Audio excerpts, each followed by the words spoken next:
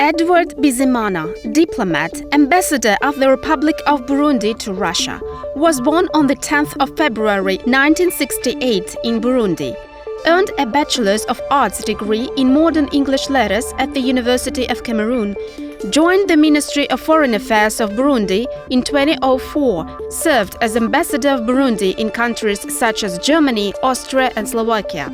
He is married and is a father of 4 children. Your Excellency, good day. I'm very happy to be here in the Embassy of Burundi. Thanks so much for your invitation. And so my first question will be about our countries. So the relations between Russia and the Republic of Burundi are traditionally friendly. Russia and Burundi have similar or overlapping political views. So how can you describe the relations between our countries at this moment, and what are the prospects for further joint cooperation?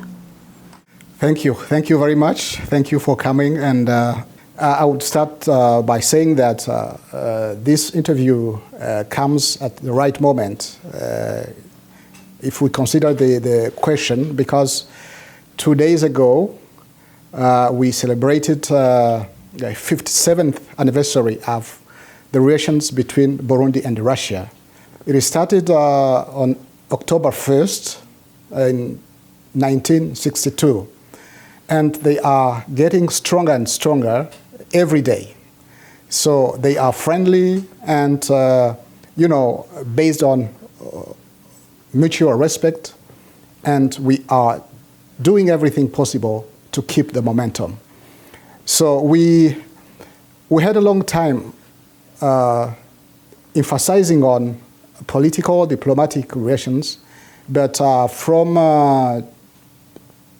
2016, we started a new area of exploration. We are now insisting on economic cooperation and relations. So from 2016, Burundi took part at SPF, St. Petersburg Economic Forum. It was the first time, and we made a lot of contacts.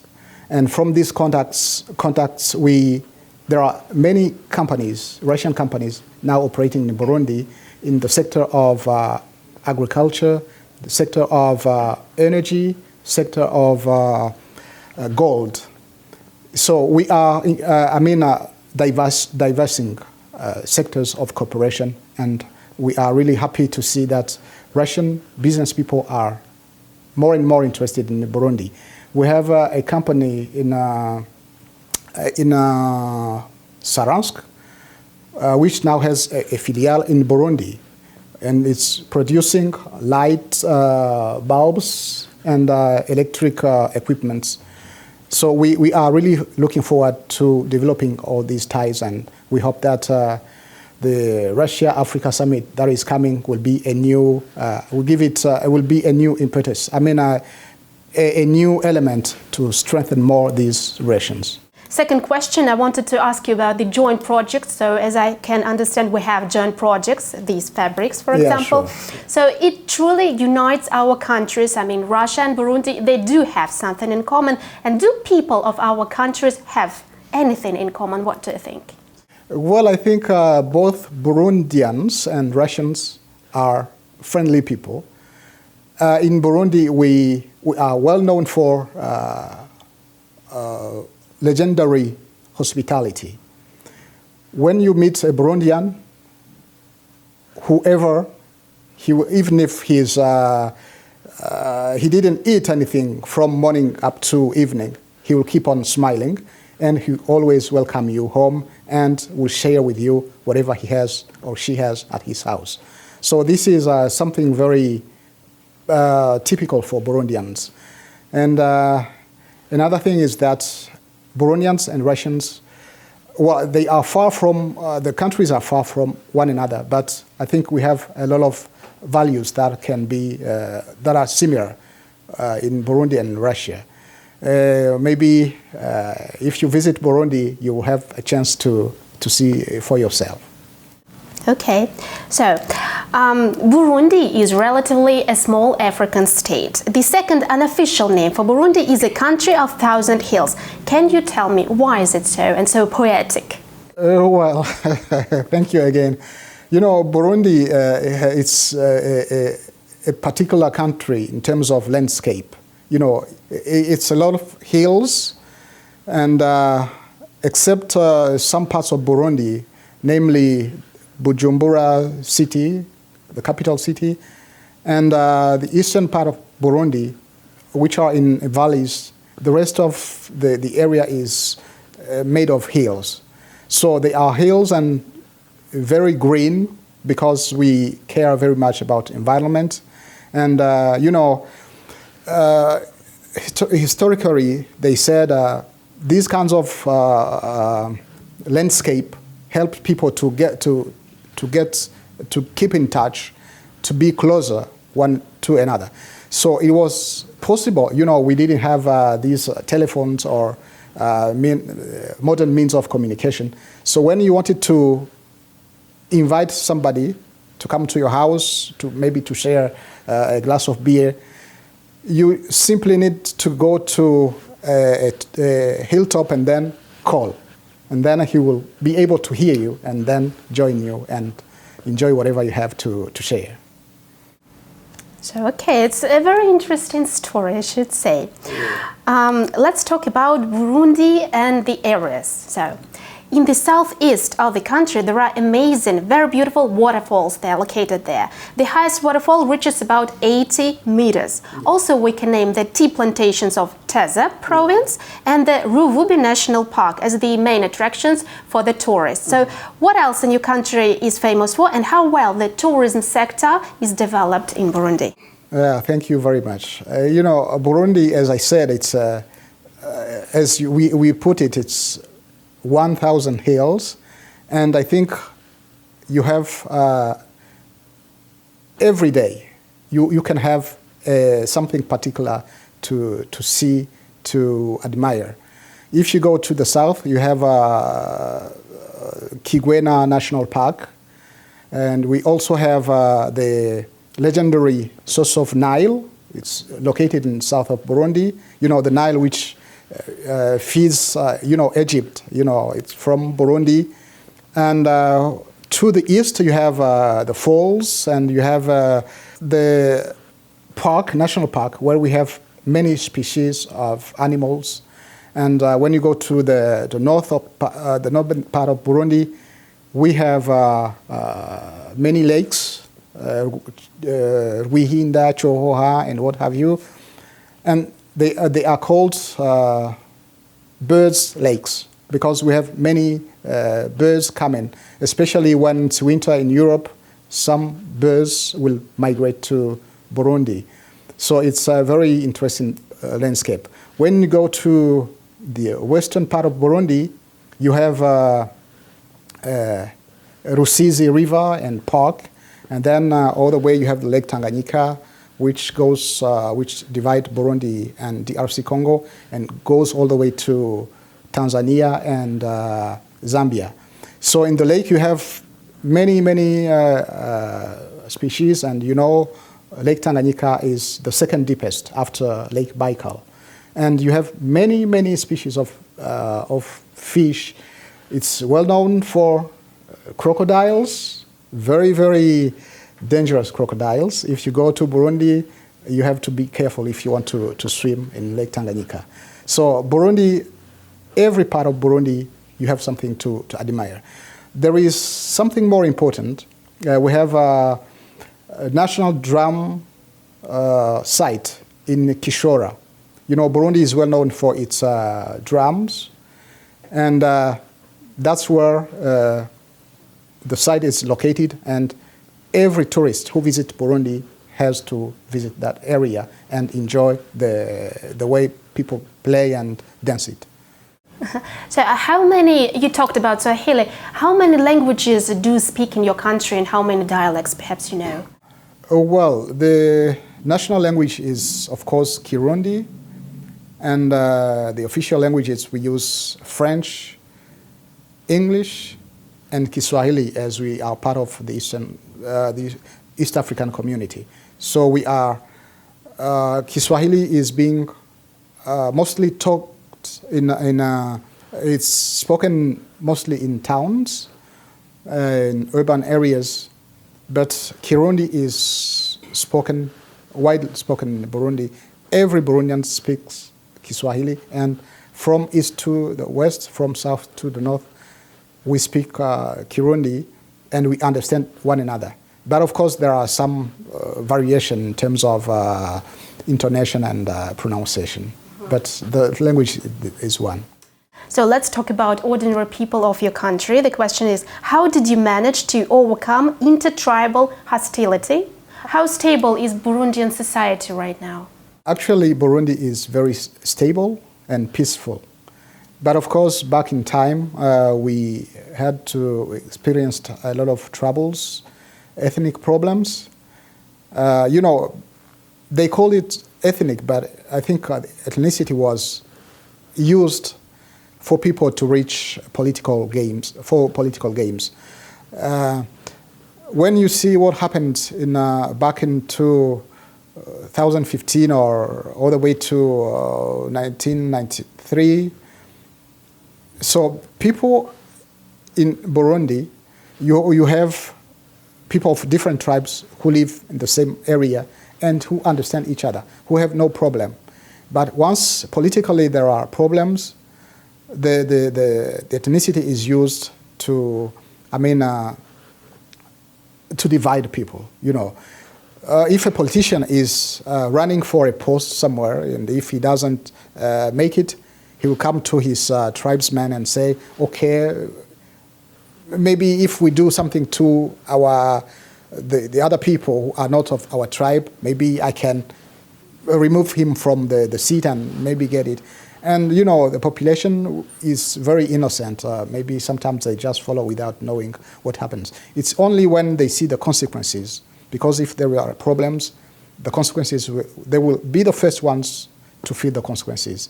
The politicians, maybe once he sees that the situation is not under control, he will probably fly and go to another safe country, leaving the population in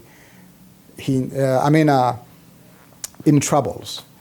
So what we do now, and since 2005, we put emphasis on solving these problems, telling people that your neighbor is not an enemy. Your neighbor is your best friend, somebody who can help you in any problem. If you are sick, it's not the politician who is in Bujumbura who will come and take you to the hospital. It's your neighbor. If your house catches fire, it's your neighbor who will come and help you to save your house and household. Since 2005, when there was democratic elections, we insisted that the ethnic group or the ethnicity, it's not a problem. Being different is rather a source of enrichment. It's something we can be proud of and use positively. So we said, if you want to go to reach power, to gain your political objectives, use ideas, use development projects, so that the competition cannot be based on ethnicity, but based on projects and what you can bring to the population. So we also politically, we did something that is unique in Burundi. So we are 3 main tribes in Burundi, and every institution we have to include all those tribes. We have Hutus, Tutsis, and Twas, and if the president, for example, is from this ethnic group, his vice president will be from a different group. In the parliament, in the police, it's another story, because in the police we have to be 50%. In the army as well. So for this, I think we found a sustainable solution, and I think everybody is very confident in this. So I think this is the way we solve this problem, and we hope these things will not happen again. And how do ordinary people live in Burundi? I mean, do you have kindergartens, you have universities, you have already mentioned, so on. Where do people work? What kind of professions do they prefer to work in? Something like that.